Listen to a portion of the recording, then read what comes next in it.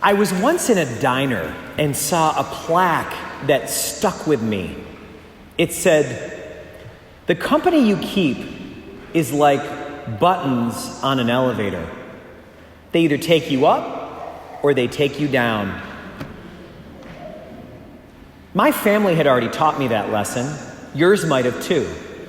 Our parents usually start by the time we're tweens and warn us, be careful of the company you keep.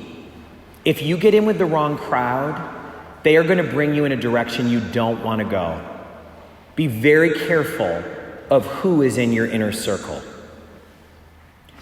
So the question today is, what do you do if the people who are bringing you down are actually your family? What if it's your family that's bringing you down? We hear a story today about Jesus' life that actually is pretty relatable to most of us. He's going home for the first time since he started his ministry, and he is excited. Home is where the heart is. This is going to be great. He's bringing his apostles home for the first time. But it's not great. It's actually one of the worst experiences he's had so far. And the reason is because there were people that went ahead of him to his hometown to try to discredit him. They were like, "Don't listen to this guy. This guy's crazy. This guy worships Satan. Don't listen." So Jesus naturally might have thought that his family would have defended him, but they didn't. It's not clear why. Maybe because they were afraid of what would happen. Maybe because they thought their status would be affected. Maybe they didn't have enough courage. But instead of defending Jesus, they were embarrassed and said, I don't know what's wrong with him. We've never seen him like this before. Why is he being so crazy? It said that his family acted like he was out of his mind. This is something that sometimes happens when a young adult goes home to visit their parents early in their adulthood. A lot of times, a young adult is likely to have found a passion that they're really devoted to. Or perhaps they've gone and studied a topic that now has opened their mind to something they never knew before growing up. And they go home and they want to share it, and their parents don't get it. In fact, sometimes their parents say things like, "I didn't raise you like this. Knock it off. You're talking crazy. Where did you get all this? You didn't learn it from us." I think we all can feel for parents who are in that position. That's got to be so disorienting. But we also have to feel for the child. If you've gone out and discovered something that sets your heart on fire, and then you've wanted to share that with your family and they reject it, that's a very difficult thing. But it introduces us to a concept that is really important for us to figure out and embrace. And that is this. Our children were not born for the times that we live in. They were born for the future. Children born today are not for today's problems. They're for tomorrow's problems. That's why sometimes they share things with us that sound foreign to us, because our children are likely to live to the year 2100. And my great-grandfather was born in the 1800s. So there's all sorts of stuff from his life that I could never have imagined. It's so hard for me to relate to. So imagine how hard it is for him, who lived to 100 years old and died in 1997. Imagine how hard it would be for him to understand some of the things the class of 2024 is going to face.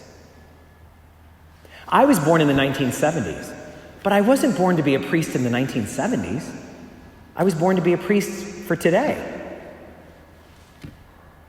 So this is where we have to wrestle with, what do we do when the conflicts we're having in families is starting to make it feel like they're the elevator buttons bringing us down?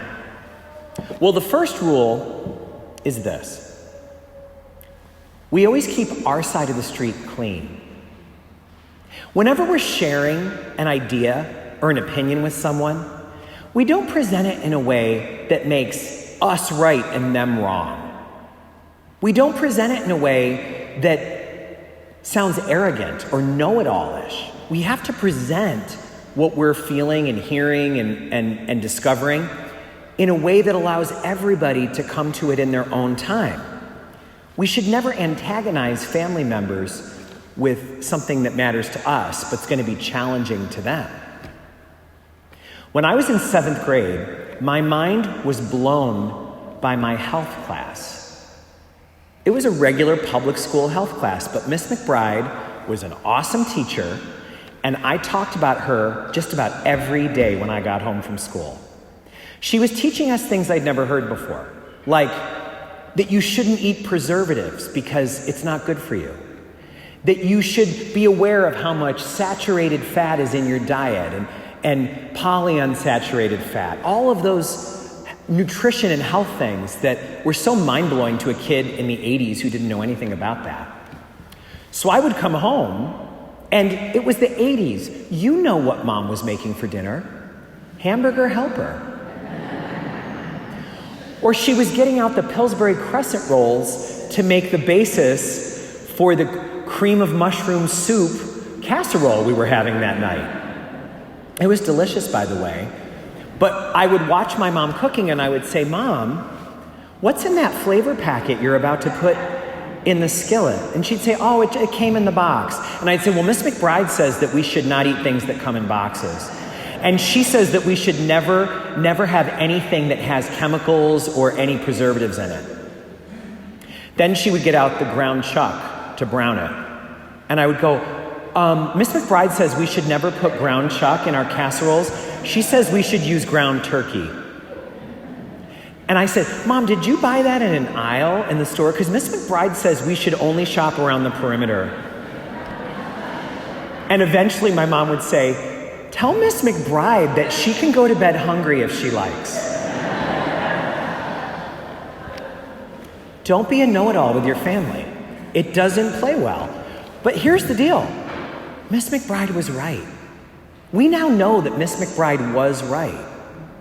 All of those things she said were true. But you know what else is true? That class wouldn't work anymore because she didn't know the word trans fat. She thought that fat was the biggest struggle in a diet. They didn't know yet that sugar was way more dangerous than fat. We didn't talk about high fructose corn syrup. It was the 80s. So now, if a kid from 7th grade came to me and said, you know, some of your information from Miss McBride is out of date, I would have to agree because it's true. But we need to keep our side of the street clean when we're sharing that kind of information. We don't have to make somebody wrong. Every generation was born for the times that they were created to live in. So of course, young people know some things that older people may not. The other rule that's so important is what to do when we're at an impasse and we just disagree. Jesus shows us, do you ever burn a bridge? No, never. You never burn a bridge. Burning a bridge is something you do in warfare. Why would you be in warfare with your family? If you need some space because of conflict, you can make your bridge a drawbridge. You can retract your drawbridge for a while, as long as you need to, and then you can extend it again when you're ready. Everybody knows what it's like to need a timeout. That's understandable. But you don't burn a bridge over a temporary problem. Jesus shows us a different way to deal with this than burning a bridge. Mother Teresa once was asked, what's the biggest problem in the world? And she said, the biggest problem in the world is that people draw the circle of their family way too small. We think sometimes that only people who share our DNA or who have our last name are part of our family. But Jesus says, no, widen the circle. I gave you more people to be part of your family than just that. So there's this great part of the gospel where Jesus' family comes and they want to talk to him. And they send a messenger and they say, Jesus, your family's outside and they want to talk to you. And he says, tell them to come on in. I'm already with my family. And we've got a space for them too. Hey, everybody, widen the circle. Let's widen out a bit. Let's get some chairs in here. My relatives want to come in. If we're willing to widen the circle, then Miss McBride has a place at the table.